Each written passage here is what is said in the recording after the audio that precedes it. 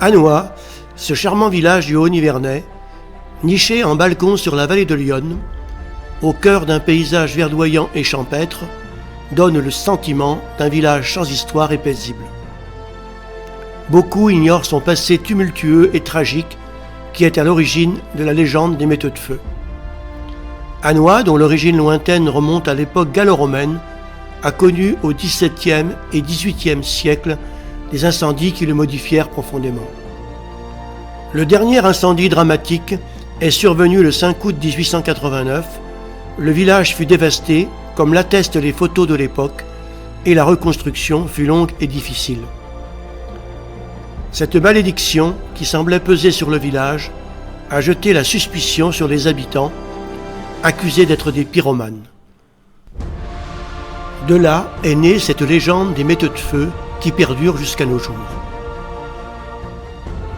Dans la tradition de cette légende, pour lui donner du corps, en 1972, il a été décidé de remettre en service la vieille pompe à bras du village, qui avait été achetée pour faire face à de nouveaux incendies après le drame de 1889.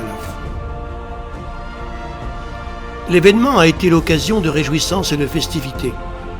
D'abord annoncé par un équipage motorisé qui a sillonné les rues du village, Lulu Audugé, chauffeur, et Charles Cougnou, garde champêtre, c'est au son du tambour, accompagné des Asnoisiens, que la vieille pompe a été acheminée au bord de la rivière pour sa remise en route.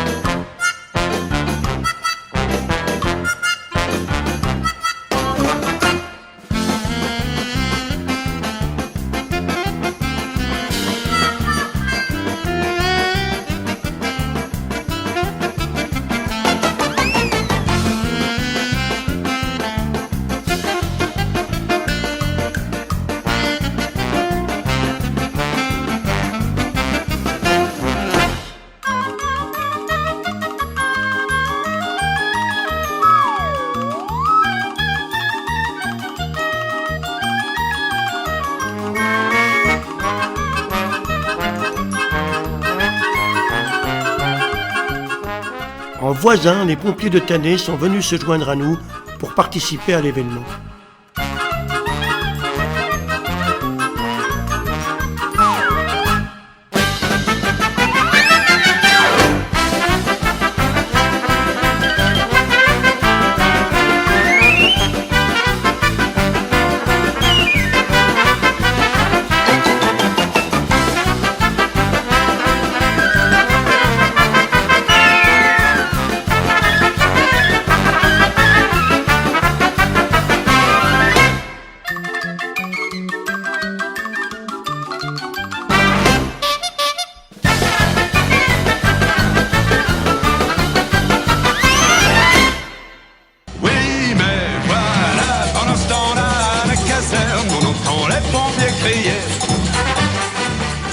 Et c'est tout naturellement que le thème choisi pour le comice agricole du canton de Tannay 1972 a été les pompiers d'autrefois. La pompe à bras était mise en valeur sur le char et la réputation des metteux de feu était ainsi assumée et affirmée haut et fort.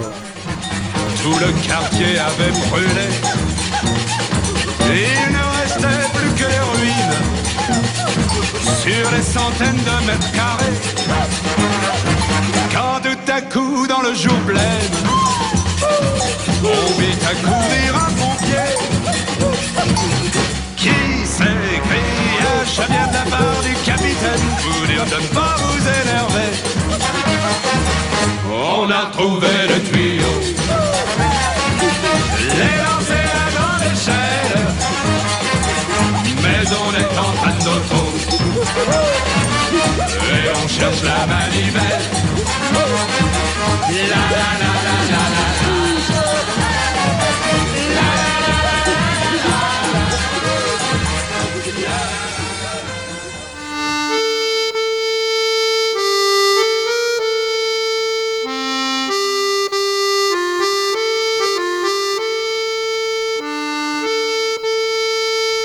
Tradition séculaire de nos campagnes, la fête des Brandons se situait le premier dimanche de Carême.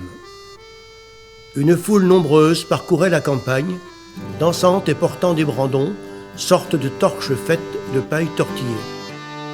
Cette procession au flambeau avait pour effet, disait-on, de chasser le mauvais air des terres, de détruire les taupes, les mulots et les mauvaises herbes.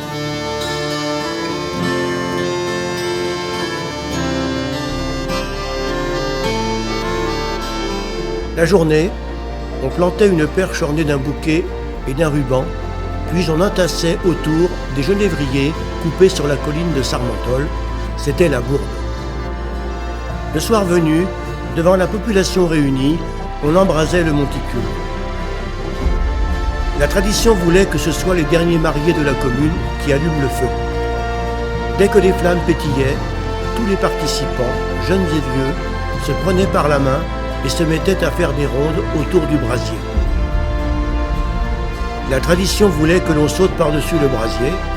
On disait tantôt que le saut permettait de se marier dans l'année, tantôt qu'il préservait les sortilèges, tantôt encore qu'il portait bonheur ou qu'il donnait force aux os et préservait des rhumatismes.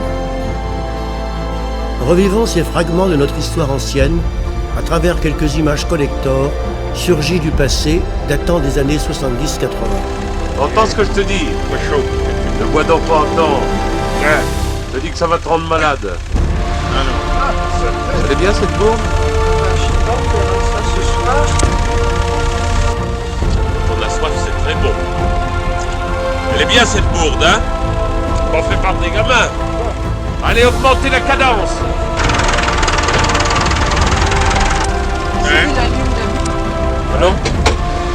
Alors, monsieur Cattel, vous allez nous montrer un petit peu ce que vous savez faire. Alors, la bourde de 1980, messieurs, se présente pas trop mal.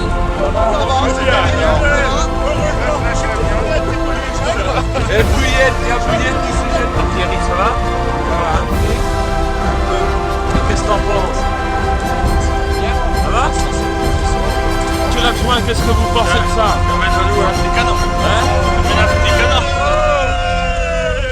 Les gars qu'on reçoit, qu'on vient travailler.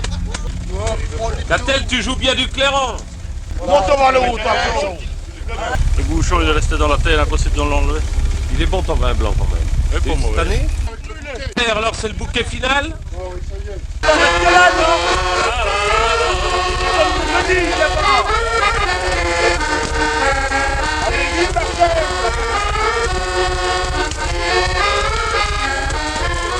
Alors notre bourre de 1980 est maintenant complètement enflammée.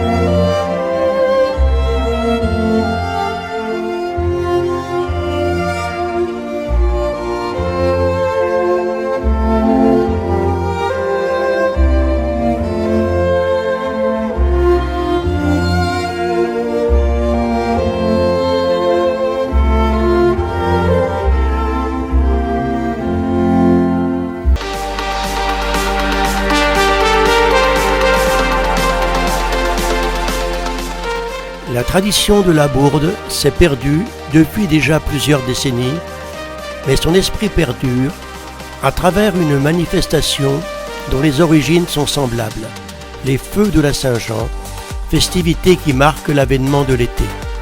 C'est le comité de comice de Tannay qui a pris la charge de l'organisation de cette fête où le feu est à l'honneur depuis une vingtaine d'années, faisant ainsi perdurer l'esprit de la légende danoise et le feu.